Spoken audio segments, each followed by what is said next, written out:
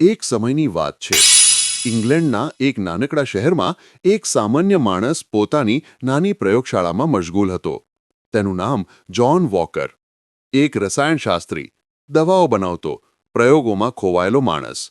પણ એ દિવસે એ પ્રયોગ ઇતિહાસ લખી ગયો.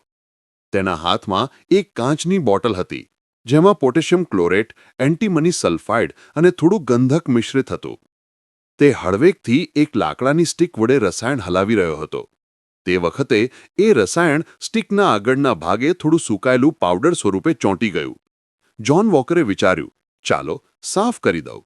અને જેવી જે સ્ટીકને તેણે ટેબલની કિનારે ઘસી, ચટાક! એક નાનો ચમકારો અને પછી જ્યોત.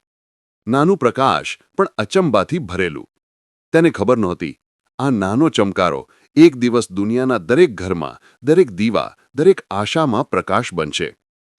આ રીતે 1826માં જ્હોન વોકરે અણધારી રીતે શોધી કાઢી દીવાસળી. પણ રસપ્રદ વાત એ છે કે તેમણે આ શોધનું ક્યારે પેટન્ટ લીધું નહીં. તેમણે કહ્યું, આ તો માત્ર એક સંયોગ છે. પણ ઇતિહાસ કહે છે કે ક્યારેક અણધારી ભૂલ પણ મહાન શોધ બની જાય છે. એ નાનો ચમકારો આજે કરોડો દીવાસળીઓમાં જીવન છે અને દરેક જ્યોતમાં જ્હોન વોકરનું નામ ઝળહળે છે.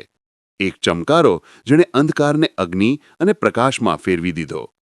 જો તમને વિજ્ઞાનની આવી રસપ્રદ વાતો ગમતી હોય તો યુટ્યુબના સર્ચ બારમાં લખો ભટ્ટ અલ્પેશ અને લૂંટો વિજ્ઞાનની વાતોનો ખજાનો.